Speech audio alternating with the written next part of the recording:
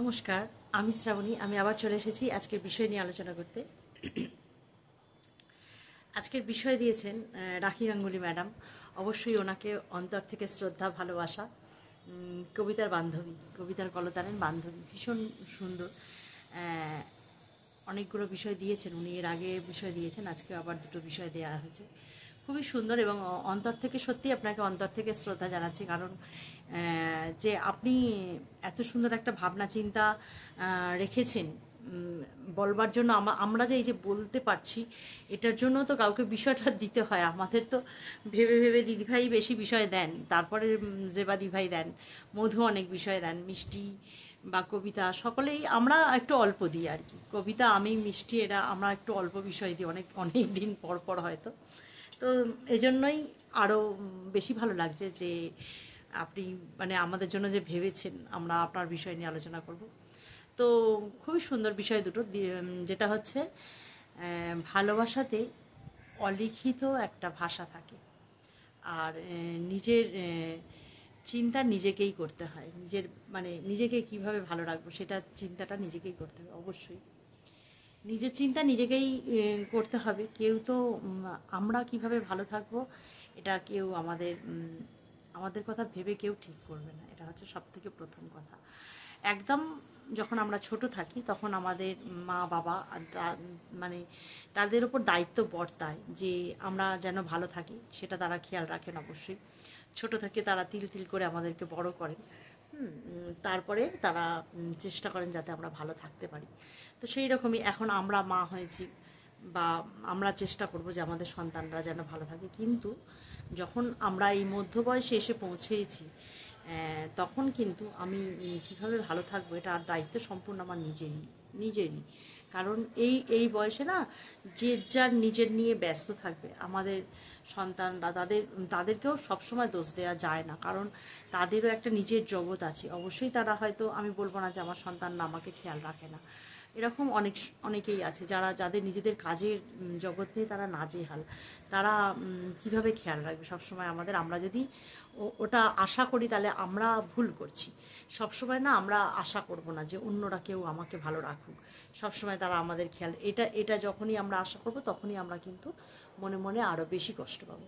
এ ধরনের বিষয় নিয়ে এর আগেও আমরা আলোচনা অনেকবার করেছি, মানে কাছাকাছি আলোচনা আর কি। ভীষণ এই এই বিষয়টা বিশেষ করে যে নিজেরা কিভাবে, কেন এই এই আলোচনাটা বারবার করাও দরকার। যারা যদি একজন দুজনও কোনো মানুষ আমাদেরকে শুনে থাকেন, তাহলে তারা বুঝতে পারবেন যে এটা নিজেকে নিজে ভালো রাখাটা কতটা জরুরি। কারণ আমি তাই, আমি কাউকে ওপর থেকে অনেক কিছু বেশি দেখাতে যাব না, বা আমি কারোর জন্য কিছু করে কারোর কাছ থেকে কিছু আশাও করব না। আমি যেমন আমি তেমন, আমি নিজে কখনো কারোর খারাপ চিন্তা করব না। আমি সবসময় যদি সকলের জন্য ভালো চিন্তা করি, তাহলে ঈশ্বর অবশ্যই আমার চিন্তা করে রেখেছেন, এটা আমি বিশ্বাস করি। তো এইরকমই ব্যাপারটা, কেউ কিন্তু দায়িত্ব নিয়ে নেই আর। এখন আমাদের আমাদের এই বয়সে এসে আমরা কি খেয়াল করব? আমরা দেখব আমাদের বাবা মার যে বয়স, এখন আমাদের ওপরেই বরঞ্চ দায়িত্ব বর্তাচ্ছে যে তাদের তাদের ভালো মন্দ খেয়াল রাখার। কারণ তাদের যথেষ্ট বয়স হয়েছে, তারা যাতে ভালো থাকে সেটার দায়িত্ব আমাদের ওপর। আবার আমাদের সন্তান যারা, তারা অনেকটা মানে তারা এখনও ম্যাচিওর নয়, কাজেই তাদেরও ভালো মন্দের দায়িত্ব কিন্তু আমাদের ওপরেই বর্তাবে। তাহলে আমাদের ভালো মন্দটা কে বুঝবে? তখন আমরা পাশাপাশি যারা আমরা স্বামী স্ত্রী একে অপরের খেয়াল রাখতে পারি, বা সন্তানরা অবশ্যই খেয়াল রাখবে, কিন্তু তবুও আমরা কারোর ওপর আশা করব না। আমরা কারোর ওপরেই আশা করব না যে আমরা ভালো থাকবো কিভাবে তোমরা দেখো, এটা নয়। আমরা নিজেরা ভালো থাকবো এই ভেবে যে আমাদের এই যে কয়েকটা স্তর, হ্যাঁ কয়েকটা স্তর আছে। ব্যাপারটা কি, আমি সম্পূর্ণ আমার কাজের জগতে এত আমি ব্যস্ত যে নিজের দিকে খেয়ালই রাখতে পারছি না। আমি যদি নিজে না ভালো থাকি, আমি অপরের খেয়াল রাখবো কী করে? আমার ওপর বর্তায়, আমার বাড়িতে শাশুড়ি মা আছেন, বয়স্ক শাশুড়ি মা, তাকে দেখার দায়িত্ব আমার। আমার সন্তানরা কী খাবে সেই দায়িত্ব আমার ওপর সবগুলো বর্তাচ্ছে। তাহলে আমাকে আগে কি করতে হবে? আমাকে আগে নিজেকে ভালো রাখতে হবে। আর সবথেকে বড় কথা, অন্যের কথায় কান না দেয়া। জানি এটা খুব সহজ ব্যাপার নয়। অন্যের কথায় কান দিলে কি হয়, কেউ যদি আমাকে বলল, ও বাবা ও একদম খারাপ, তাহলে কি আমি খারাপ হয়ে গেলাম? আমি কি সব থেকে ভালো তো আমি নিজে জানতে পারবো যে আমি কেমন মানুষ, তাই না? এবার কারোর কিছু বলাতে কিছু যায় আসে না। আমার সংসারের দায়িত্ব আমি পালন করছি, আমার সন্তানের দায়িত্ব কর্তব্য আমি পালন করছি। তাহলে কেউ আমাকে কীভাবে খারাপ বললো তাতে কিন্তু কিচ্ছু যাবে আসবে না। কাজেই অন্যের কথা গা থেকে ঝেড়ে ফেলে দেবো, কখনো গায়ে মাখবো না। তবে এটা না করাটা অতটা সহজ না, সবসময় এটা ভেবে নিতে হয় যে ঠিক আছে, যে যা বলছে ঠিক আছে বলুক, আমি তো আমার কর্তব্য কাজ করে যাই। তারপরে আমি এর আগে আমরা এরমভাবে বারবারই বলেছি যে নিজেদের ভালো লাগার মতন কিছু কাজ আমরা অবশ্যই করব। যদি কোনো গান শুনতে ভালোবাসি অবশ্যই শুনবো, যদি বই পড়তে ভালোবাসি অবশ্যই নিজের জন্য আধ ঘন্টা অন্তত সময় রাখবো যে 10টা পাতা যেন পরপর পড়তে পারি। নিজের গল্প যদি ভালো লাগে গল্প অবশ্যই না, যতটা আমার মনে হয় সকলের সাথে মিশে থাকতে পারলে অবশ্যই ভালো। আর যদি দেখি যে না, আমার যে সঙ্গত, যাদের সাথে আমি মিশছি সেই সঙ্গতটা আমার পছন্দ হচ্ছে না, তাহলে আমি সেখান থেকে এড়িয়ে যাব। একটুখানি এড়িয়ে না গেলে কি হবে, আমি অন্য মানুষকে পরিবর্তন করার কিন্তু আমার সাধ্যের মধ্যে নয়। অন্য অন্য কাউকে যে আমি পরিবর্তন করে ফেলে আমার মতন করে নেব, সেটা আমার সাধ্যে নয়। আমরা বারবারই বলি এটা দিদিভাইয়ের ভাষায় যে সবার জন্য প্রার্থনা করো। তোমার যদি কাউকে না পছন্দ হয়, তুমি তাকে দুটো খারাপ কথা না বলে তুমি তার জন্য প্রার্থনা করো। অবশ্যই এটা এখন শিখেছি যে প্রার্থনা করি, সকলের জন্য প্রার্থনা করি যে সবার ঈশ্বর সকলকে সুবুদ্ধি দিক, বা তার যে পরিস্থিতিটা, এই পরিস্থিতিটা থেকে সে পরিবর্তন হোক, এটা মন থেকে চাইতে পারবো মাত্র। এর বাইরে আমরা কিছু করতে পারবো না। একজনকে যদি আমরা বলি তুমি পরিবর্তন হয়ে যাও, সেই সঙ্গে সঙ্গে পরিবর্তন হবে, এটা তো সম্ভব না। বা কারোর পছন্দর মতন হতে গিয়ে আমি নিজেকেও অতটা পরিবর্তন করব না যে সেই নিজেই মানে যে আমি নিজে আমাকেই আমার নিজের না পছন্দ হয়। এটা আমাদের অবশ্যই মাথায় রাখতে হবে। আমি যদি অন্যের পছন্দর মতন হতে গিয়ে আমি নিজেকে পরিবর্তন করে ফেলি, তাহলে আমার নিজের সত্তাটাকে আমি পরিবর্তন করে ফেলছি। আমি আমি জলের মতন হব। আমি বারবারই বলি এগুলো আমাদের প্রকৃতি থেকে শিক্ষা নিতে হয়। আমি জলের মতন হব, যে পাত্রে আমায় রাখবে আমি সেই পাত্রের আকার ধারণ করব। কিন্তু আমার নিজস্ব যে স্বচ্ছতা, সেটা যেন আমি অবশ্যই বজায় রাখতে পারি। এটা আমাকে অবশ্যই খেয়াল রাখতে হবে। তবেই কিন্তু আমি আমাকে নিজেকে ভালো রাখতে পারবো।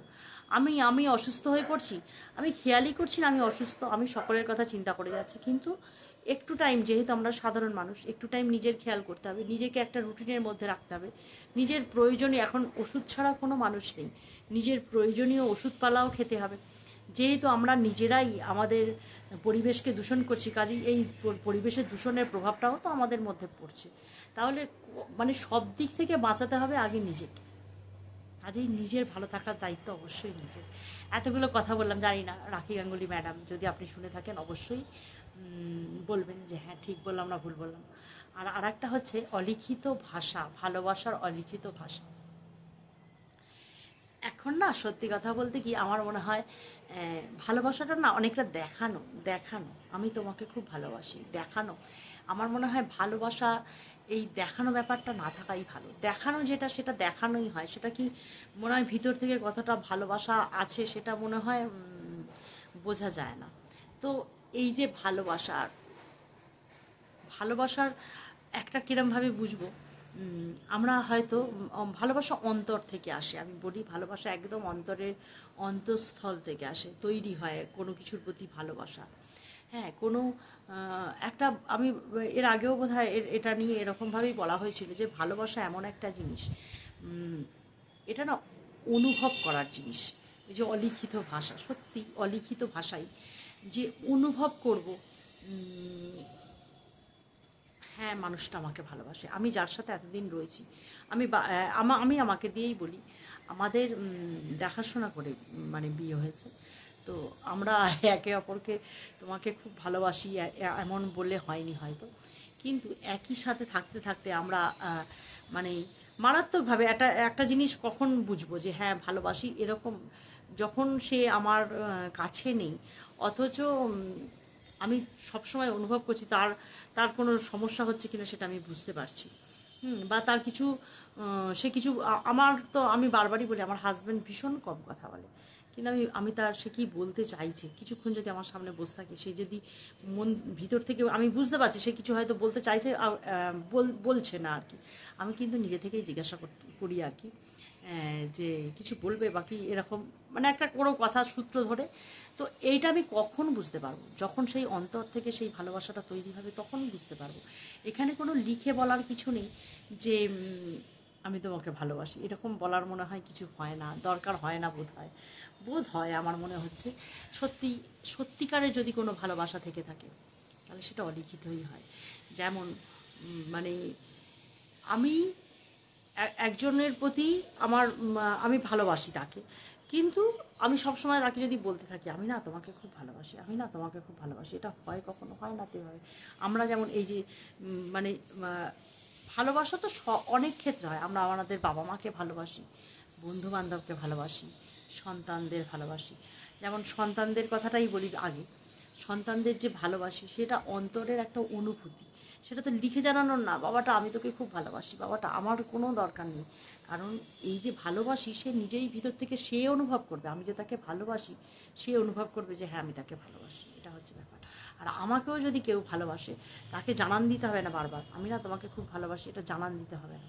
আমার অন্তর না একটা অনুভূতি কাজ করবে যে সে আমাকে ভালোবাসে, এটা হচ্ছে ব্যাপার। সবসময় ওই যে দিখাবা জিনিসটা আমি বারবারই বলি, যে কোনো ক্ষেত্রে দেখানো যে উপর থেকে খুব ভালোবাসি প্রয়োজন নেই, এটা অলিখিতই থাক। আমার মনে হয় অলিখিত ভালোবাসা, ঈশ্বরকে ভালোবাসা যায়। ঈশ্বরকে তো আর আমরা সামনে থেকে বলতে পারো না হে প্রভু তোমাকে আমি খুব ভালোবাসি, এটা কি হবে? তাহলে আমার কিছু চাই তুমি আমাকে দাও, আমি তোমাকে খুব ভালোবাসি, এরকম নয় ব্যাপারটা। মানে যখন আমি ঈশ্বরকে প্রতিদিন পুজো করছি, যে কোনো একটা আমার গোপাল ঠাকুরের কথাই বলি, যে অনেক অনেক এমন মানুষ আছেন যে প্রচণ্ড অন্তর থেকে, আমি আমার কথা বলছি না, আমি ঘন্টার পর ঘন্টা ঠাকুর ঘরে থাকি না, আমি বারবারই এ কথা বলি যে আমার অন্তর থেকেই আমি ঈশ্বরকে সমস্ত কিছু জানি। সকাল থেকে আমার একবারে 1 ঘন্টা ঠাকুর ঘরে বসার কোনো সময় আমার নেই যে 1 ঘন্টা আমি ঠাকুর ঘরে বসে থাকবো, এটা হচ্ছে ব্যাপার। মানে সব থেকে সত্যি কথা, আমি সন্ধেটা দিই, আমার শাশুড়ি মা পুজো করেন, অনেকক্ষণ সময় নিয়ে পুজো করেন, কিন্তু আমি সবসময় ঈশ্বরকে চিন্তা করি। এই যে আমি চিন্তা করছি ঈশ্বরের প্রতি আমার একটা বিশ্বাস, ঈশ্বরের প্রতি আমার একটা ভালোবাসা, আমার মনে হয় এটাই অলিখিত ভালোবাসা। তো চললাম আজকে এ পর্যন্ত। সকলে ভালো থেকো, সুস্থ থেকো, হাসতে খুশিতে থেকো, আনন্দে থেকো। আবার আসবো অন্য কোনো দিন অন্য কোনো আলোচনা বা পাঠ নিয়ে, চেষ্টা করবো আবার পাঠ নিয়ে আসার। অনেক দিন পাঠ করা হয়নি, একদম সময় হচ্ছে না, আবার এই কারিগর লেগে গেছে না, সিজন মানে শুরু হয়ে গেছে আমাদের আর কি। তো এই আমার দৌড়ানো জীবনের সাথে সাথে আমি নিজেও দৌড়ে চলেছি এবং সকলেই দৌড়চ্ছে, যদিও এখন দৌড়ানোই জীবন, এই হচ্ছে ব্যাপার। তো চললাম আজকে এ পর্যন্ত। সকলে ভালো থেকো।